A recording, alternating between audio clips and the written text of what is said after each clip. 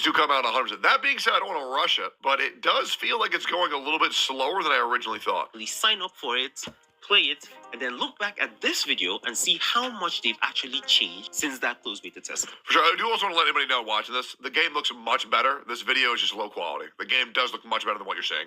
So with that said, let's get into the video, shall we? Admittedly, when I was going to make this video, I wasn't thinking that I was going to talk about the gacha first. I was expecting to talk about endgame first. Okay. But then I went over to the official Reddit to look at the feedback for closed beta test 1, and oh my god, the amount of comments is it bad? About the gacha.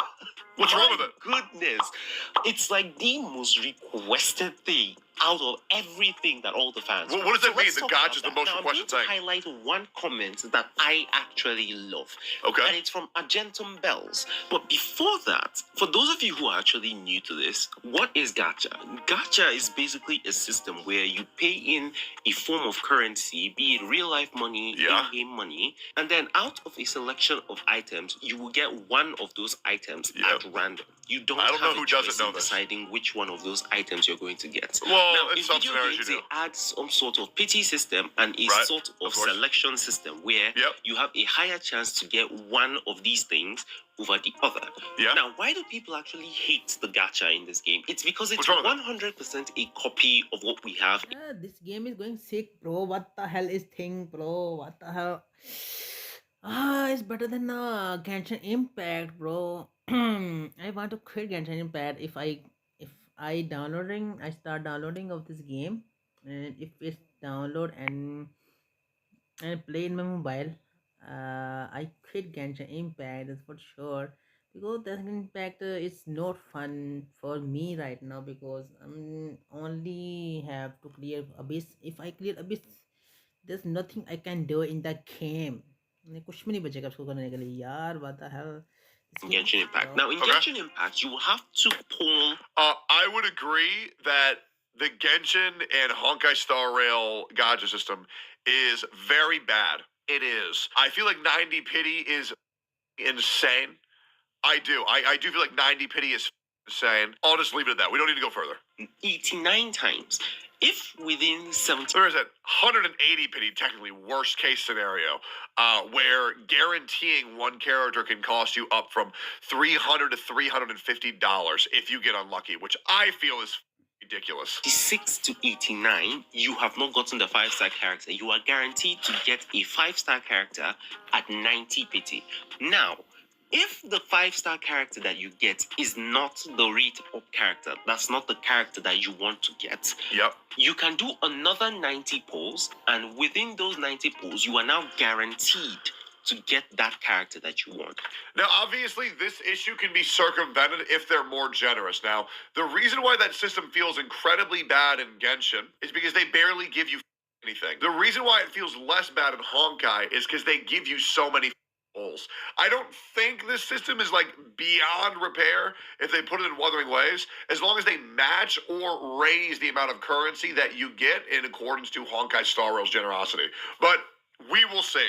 The pity system entirely relies on how many free pulls you get. Like, for example, let's say there's a system, right, where one pull guarantees you the character that you want, and there's another system where every 1,000 pulls, you get the exact character that you want. Like, on paper, clearly the first one seems better. But if it takes you 18 years to grind one summon for the first game, and you get 10,000 summons every day in the other one, right, obviously we know which one's better. So it really depends on the generosity and the currency that we're getting in these games. I don't know how you even get money in Wuthering Waves. Maybe it's the same as Genshin.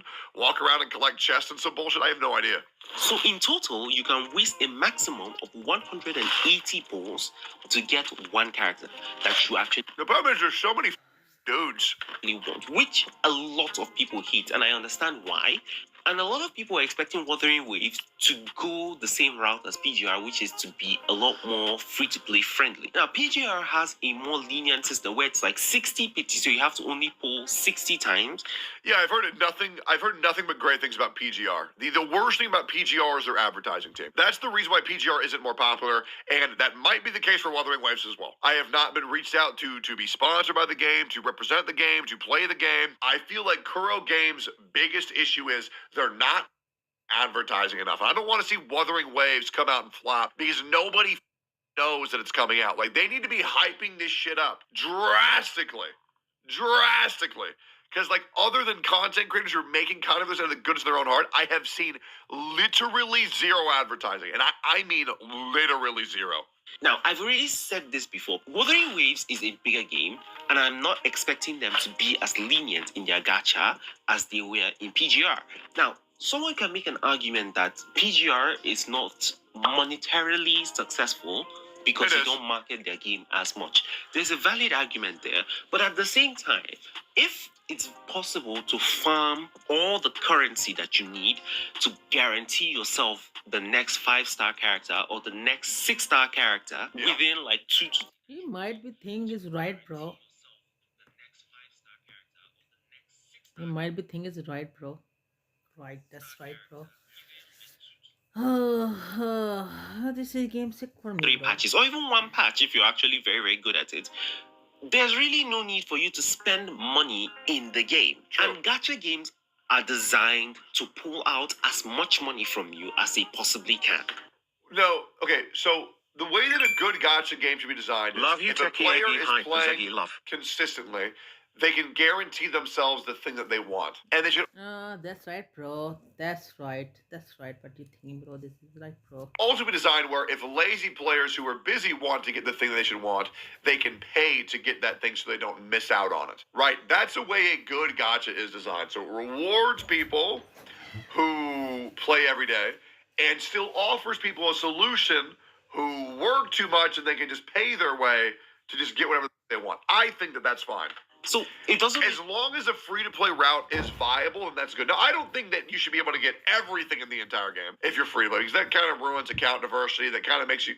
You know, if everybody gets everything, it's like The Incredibles. If everybody's special, nobody is, right? Free-to-play players should still have to pick and choose, like, oh, I want this guy from this patch and this guy from this patch, right? That's good. That's why I think a lot of gacha games should have roadmaps. They don't. That's why we all look at leaks, and thankfully, Hoyo versus Security Team is about the worst thing in human history, so we're going to see every character that's coming out probably till 5.0 and I'll get Star Run Genshin Impact, but it is what it is. I think right now they have a good thing going, and I think PGR will be pretty good with handling the gachasm for this game. From That's true, bro. That's true. my perspective, but I'll adjust that as we go. It really makes sense. And that's why I personally wasn't too irked about it being like Genshin Impact. But a lot, and I mean a lot of people detest the system.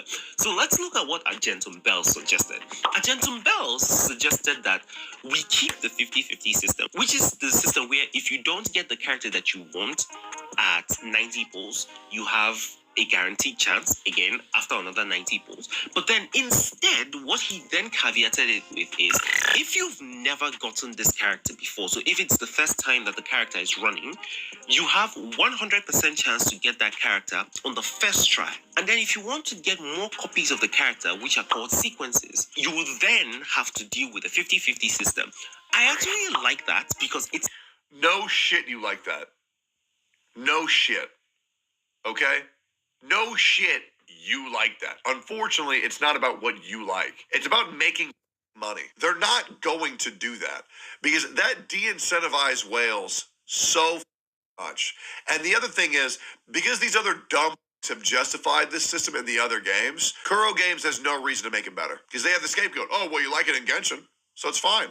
It's like dangling the carrot in front of the free-to-play players who can then farm up, get their 90 pulls, and then get their character. Now, one way that Kuro Games can then incentivize people to go for more sequences of that character is by including one part of their kits that could make them even better than they already are at sequence 1.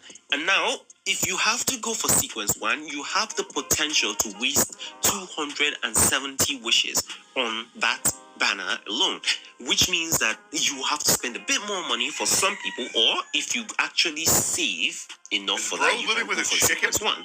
But most people, especially if they are very good characters coming in between patches, will not be able to save up that many points. I like the idea. I like the idea a lot. Let me know your thoughts about this system down below. Terrible. And let's look at other people's comments on the gacha. I think they should just give everything for free. That's what I think. And then I think the whales should have a system where they can just give the company money if they want. That way, free-to-plays can get everything for free. Pay. And then the whales can still support the company. Right? It just makes sense. That just won't work. Like, that literally just won't work. Like, whales need to be able to feel better than other players. That's how these companies make their money. They need to make their whales have the ability to just say, yo, like, they need to be able to make free-to-play players feel like shit by spending money, right? That's important, okay? You can't de-incentivize whales from whaling. That's just not how it works. Anything more than 10, I just wanted to preface everything I've already said previously by saying that I haven't played any other gacha games apart from Genshin Impact. So now this makes sense. I'm not used to any other kinds of rates and any other kinds of pity and all of that. So I personally do not know if there are better systems out there that are more financially profitable than others. So do not take my word as law, please. And let's be real. Let's just be glad it's not the Fate Grand Order summoning system. And with that, let's just get back to the video. One comment that caught my eye was Mentario's comment about the gacha. Now, he wants the gacha, the weapon gacha in particular, to be replaced. And then instead of the weapon gacha, we can have something like automatons that act as companions. I don't really know about this. Like, in my opinion, instead of having like companions, why not have like everybody's opinion on the weapon systems and the gacha systems are wrong. And these people just say, I think everything should be free, are the dumbest motherfuckers. They get upvoted on Reddit and they think they're smart. Their tweet gets liked and they think they're smart because they lack the ability to think, what does the company want? They only think what the player wants. When you ask things that are only good for players and not good for the company, they're not going to happen. You have to consider what is a W for the company and the players. When you can make that happen, then you can ask for changes. But the company isn't just going to think, yeah, let's just make our profits lower by 40%. Maybe a 6-star echo that we have to gacha. Not to mention, you want this company to make money. Because if the company doesn't make money, they're not going to update your game. So it is beneficial for your company to make more money. Therefore, if we absolutely must remove the weapon gacha. Bro, you are right. I think that's right, bro. You're absolutely right. Those are fools who think they're doing for them. Okay, let's back to the video and see what next. I have no problem with the weapon gacha, but it's really that simple. And I'm going to skip past the gacha section, okay? It's very simple.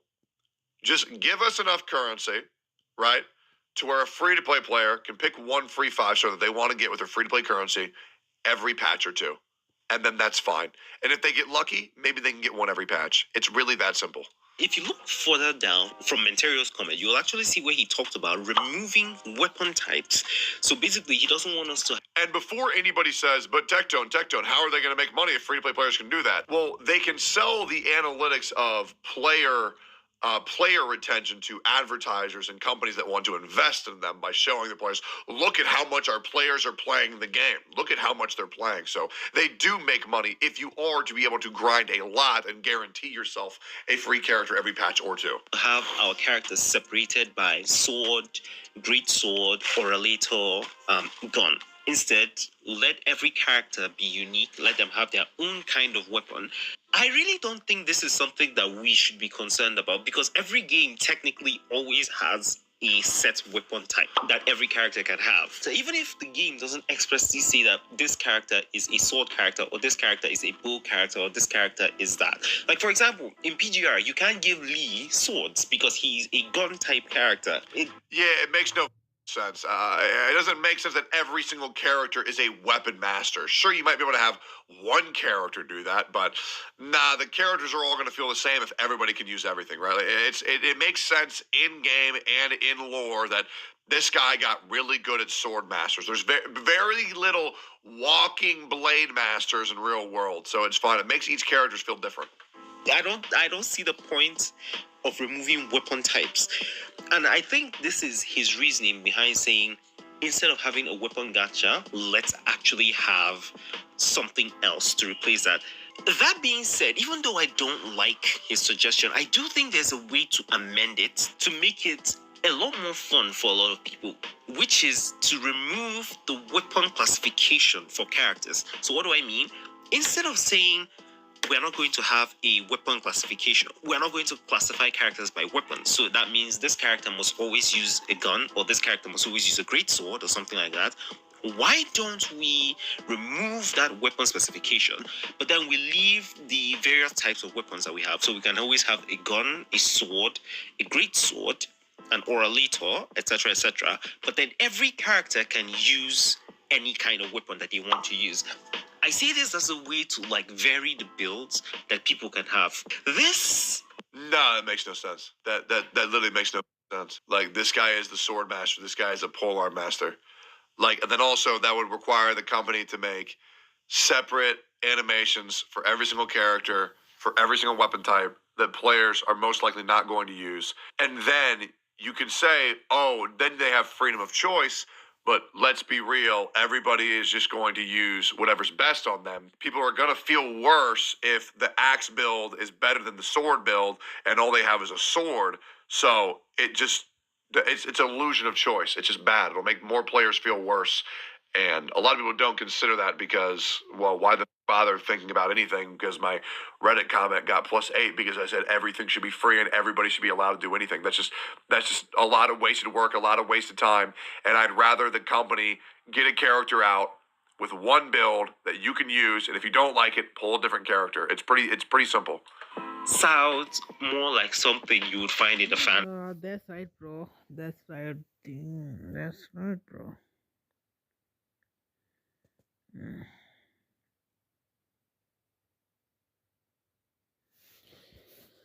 Fiction, and I personally do not even see this coming to fruition at all. But let me know what you guys think about his comments down below. Now, unfortunately, I'm going to have to end the gacha section here because I don't have enough time to cover everyone's comments. But I do want to highlight one last comment that had something that I actually think would be nice to have, which is to have a 4-star selector in the banner. So it makes it easier to go for a certain 4-star you want. Because I remember one time in Genshin Impact when I absolutely wanted to get Hazel, but I could not, and I didn't want to just keep on pouring wishes into... Well, that's what the company wants you to do. Right? That's what the company wants you to do, though. The banner and risk winning a 50... Sure, bro. That's true. If a company wants that for sure. 50 for a 5-star character that I didn't want. So having a 4-star selector would actually be very, very nice. So since we don't have the time to go through everyone's comments, I'll just... Now, I will say, one of the worst things ever for gacha system is the no pity 4-star shit. That shit drives me insane. Are they going to change it? No, probably not. But it would be nice. But currently, China's okay with it, which means us people in the United States, our opinion does not matter. Flash a few on screen that were actually very, very nice. And from here, let's move on to the endgame content. When it comes to endgame content, a lot of people weren't really satisfied with what we got in CBT1. Now, in CBT1, for those of you who don't know, we had a gameplay mode that was very, very similar to Spiral Abyss. Okay, I didn't know this. In the previous video, I was talking about how people wanted something like a roguelike mode. A roguelite. I don't think I need a roguelike or a roguelite mode at all. I'm kind of getting annoyed at the choices. I kind of just want a mode that gets harder, but if I play better, I can clear it more. I don't really need that. We didn't get that in CBT1. So when I looked through I think it's fun, but I don't think I require that. Wanted to say about Endgame, there were a lot of people who made a lot of suggestions. I'm going to highlight one suggestion that actually sounds very, very cool to me. And it's this comment by this user. Now, I don't know how to pronounce this user's name, so I don't want to try. It's about a gameplay mode from Warframe. And when I look at the wiki with the description of what he wants from it, the more I look at it, the more it looks very, very cool. For those of you who've played PGR, I think this is quite similar to what we have in Norman, but it's a little tweak. The short form of this gameplay mode is basically just an endless survivor. When you start it, you will be in a room where your life support is consistently going down. When your life support reaches 0, you die. And an endless amount of monsters and enemies are going to keep attacking you. Yeah, I think it's a great idea. The more enemies you kill, the more chances you have of surviving for longer. And of course, over time, your enemies get harder and harder. Now, this would have to be capped.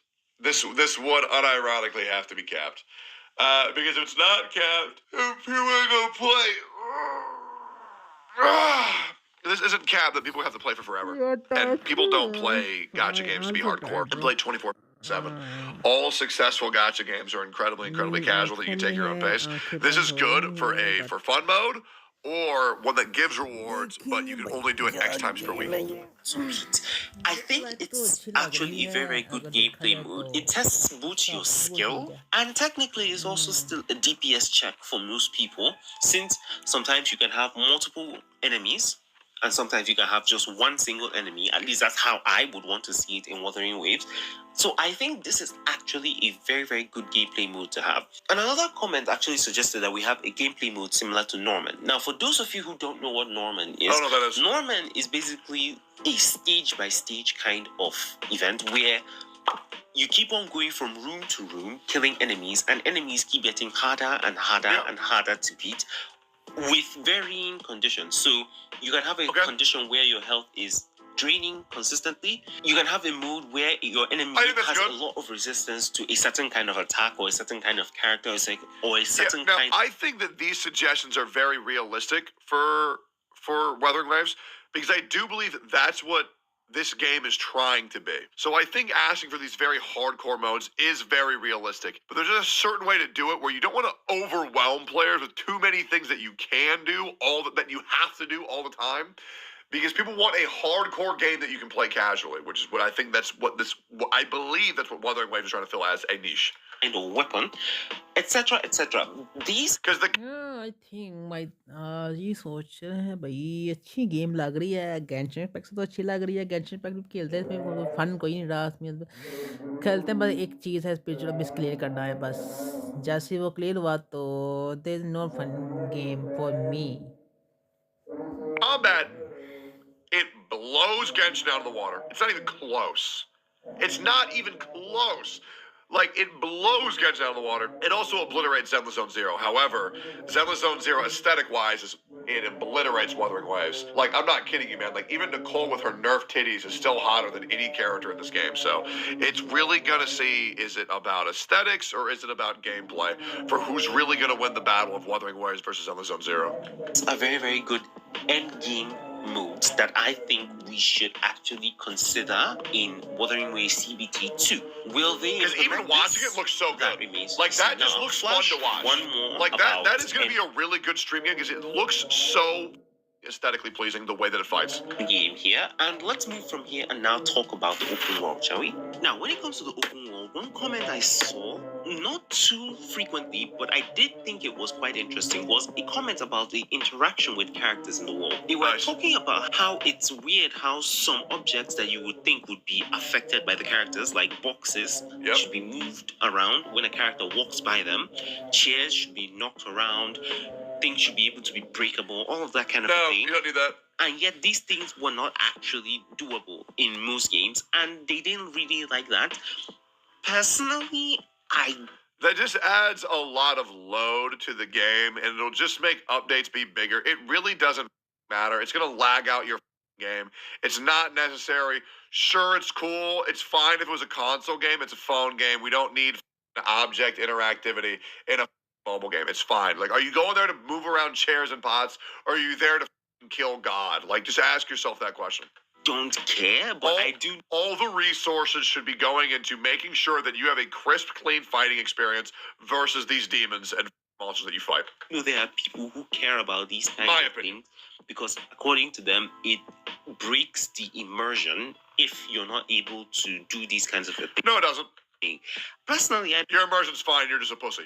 don't see people going out of their way consistently to just check whether this object can be broken and all that kind of thing. But for explorers and exploration rewards, I do think it's a nice idea to have more interactable objects in the open world. Another comment that I heard a lot was adding parkour challenges. So instead of We don't need that. having a lot of challenges that were similar to what we have in Genshin Impact, why not, since we already have a parkour system, why not have parkour open world challenges where you have to use your parkour skills to get to a certain goal and get rewarded for that?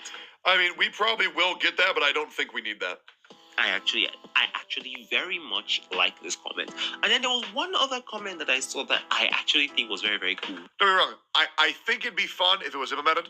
Do I think that we need it? No, I don't. I really don't. But it could be fun. Which is to implement parkour What is that? since we I've been waiting for this game for so long. I'll choose Elf for a strong start. we already have a parkour system. Why not have parkour open world challenges where you have to use your parkour skills to get to a certain goal and get rewarded for that? I mean, we probably will get that, but I don't think we need that. I actually very much like this comment. And then there was one other comment that I saw that I actually think was very, very cool. Don't get me wrong. I think it'd be fun if it was implemented. Do I think that we need it? No, I don't. I really don't. But it could be fun. Which is to implement parkour with some monsters in the open world, like bosses. Now, I personally don't want this to be something that happens every single time you fight a certain monster. Or maybe it can, maybe for one monster or the other, but I really don't Bro, think that's I don't know what boss I is, do but he think looks that maybe insane. the first time you fight it, you can go through the parkour. Basically, the way I I think for sure this was insane. envision it is more like you're fighting the enemy on one floor, you beat the enemy to a certain amount of health, it runs away, and then it starts throwing things at you, and you have to use your parkour skills to dodge, while at the same time trying to get closer to the enemy in order to be able to kill it. Yeah, I think that's fine. I think that'd be cool if they implemented it that way. I personally don't think I need anything else for the combat because it's so dynamic already with like the parry and the dodge system. It's very beautiful. I don't think we need more than that, but if that just seems like waffling and you're losing the plot a little bit. But every now and then, I suppose it'd be fine. But I feel like when people play the game, they'll see that we don't need these Mickey Mouse things. We just want the bosses to become more complex, and the bosses are already quite complex. I think it's going to be a banger game, boys. That is actually something that in my head looks cool AF. And it's actually something that people can make a lot of content for on YouTube, showing how they did this and they did that and they did that and they did this, all that kind of a thing.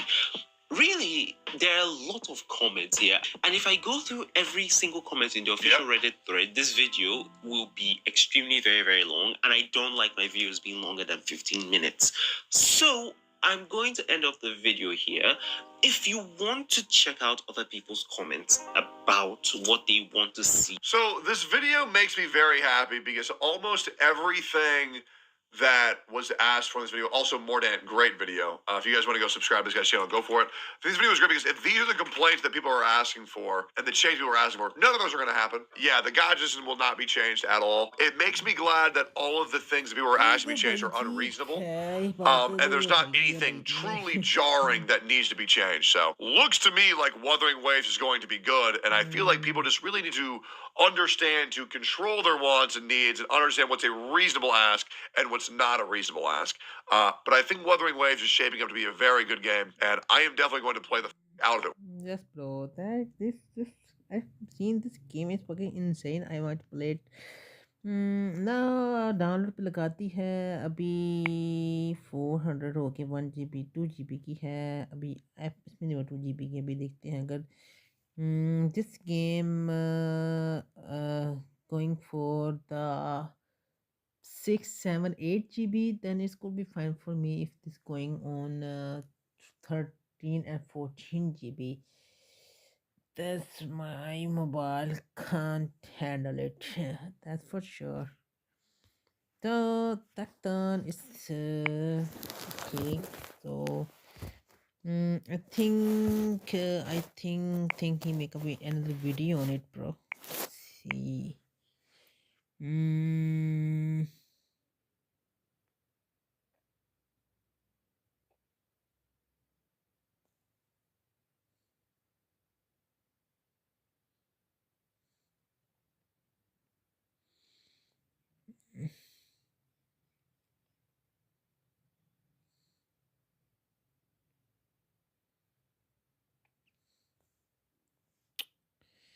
new character. Steampunk high heels? Bro, the leather latex? Them alone. Okay, looking like Bowser's handcuffs. There's no way her tits make it to live. Okay, let's just relax. Okay. Let's see here. Top 10 best gotcha games coming in 2024. Project Mugen, Zenless Zone Zero, Wuthering Waves. Damn, that Kingdom one. There's a lot of good shit coming out in 2024. This might be one of the best years for gotcha games ever if everything releases when they intend. But we'll see. And Honkai Impact 3rd Remaster. There's a lot of good shit. 2024 is here, and Yep. with Gotcha Games, as every year, we have a ton of anticipated games either Absurd amount announced of to be shit. launching this year or expected to be launching this year. And in this video, I'm going to go through my personal Yep. top 10 for these. Now, there is going to be way more games than this, and there could be some absolute bang. I don't know what y'all's number one is. I think Wuthering Waves is my number one. And then I think it's probably Zenless Zone Zero. I'm going to believe that HoYoverse pulls their head out of their ass and delivers a good product. Okay, I'm going to believe. Wuthering Waves my number one. Zenless Zone Zero. There's that Kingdom one, but we'll see. We'll see what Vulcan thinks. Is that we don't even know about yet. Rules from But Light 2 once I'm again, not this is feeling just good about my because it's list, so if released you in, have any other others for areas me first. to look at, please leave it in the comments. Is it a I'll probably One be Piece playing game? all of these games, plus several other games this year as they come out, so let's get I'm into still it. gonna play Okay, so the Goldeneye, first though. one on my list is going to be Solo Leveling Arise. Now, gonna be this is what trash. I'm super excited for. It is by Netmarble, which for some people is a red flag It is. due to my... No. No. Netmarble isn't a red flag for me. It's a don't play. Okay? There's no warning. I hear, like for example, if someone tells me that guy's a murderer, that doesn't mean that, oh, I gotta be cautious. That means I'm going nowhere near them. Netmarble is a straight up, this game is dead immediately. I will never forgive them for putting NFTs and Nino Cooney. That shit was wild. Like, wild. monetization and stuff. Mainly, for me, I don't really care. I normally play free to play. I'm just looking forward to the game because Netmarble do make pretty well polished games, in my opinion. No, they don't. But for this one, it is more the IP that is dragging me in. Solo Leveling is the only manhwa that I've read, and I absolutely love it. It's great. So, a great IP I love to Solo Leveling. make a game with. I love it. Now, as for the actual game itself, it's going to be an action Really good. RPG. I'm assuming For it's going to part be one. Haven't seen the ending. instance-based, not going to be open world. People always compare things to Genshin. It's not going to be open world like Genshin. It's going to be more instance-based. That's not a problem. I don't need open world in my games. For me, a lot of open world these days equates to Dead Space. Right? Like, oh, dude, look at these things that you can do. Then rather than do them instantly, you can walk 3 minutes to go do them. I don't give a like. It's nice when it happens, but like, I really don't need them, to be completely honest. But I'm hoping, from what we've seen, that the boss fights are going to be complex and really make you think and have some fun in them. So we'll have to wait and see exactly how it works. We don't Yep. know all the core systems yet and stuff like that because they have been pretty tight-lipped, and there has been no beta, no foreign version, anything like that. And I'm really hoping that they just go ahead and drop this as global. As for release date, I'm anticipating end of March. They did say in a conference call that they unofficially would be ready for Q1, and then for their release date now, it was previously going to release in 2023. Now they are saying spring, so I assume I don't need the game to come out until it's ready. Okay, when the game comes out, the game comes out. But I do believe that every company should hype up their game minimum 3 months in advance. Second of all, I don't think Solo Leveling is a strong enough IP in order to require it to carry a mobile game, right? I feel like actually attaching it to Solo Leveling is actually a lot worse than just making the same game but standalone, because Solo Leveling really doesn't have that many good characters in it. It's kind of just one guy. I don't know why they would tie it down to just one guy. So it's a really weird pick. It could be good, but then knowing that, oh, okay, these It's just convoluted. It's a mess. That's not an IP big enough to dictate its own mobile game, in my opinion. You know, maybe late March could be when we see it, but once again, no information. I will give you guys the full info once they release it. Next, we have Zenless Zone Zero by Okay, guys, that's enough for her. So I need to go to sleep right now. तो फिर दोबारा आपको देखेंगे। अभी मैंने download लगा दी है, download हो रही है गेम। तो देखेंगे गेम कैसी है। देखने में तो ठीक ही लगी है, लेकिन पता चल जाएगा थोड़ी देर तक। तो अभी के लिए इतना ही। तो I am hanging out, so I will come again soon. Take care, good bye, अल्लाह हाफिज़। फिर मिलेंगे इंशाल्लाह जल्दी ही। सो अभी हम चलते हैं, अपना ख्याल रखिएगा।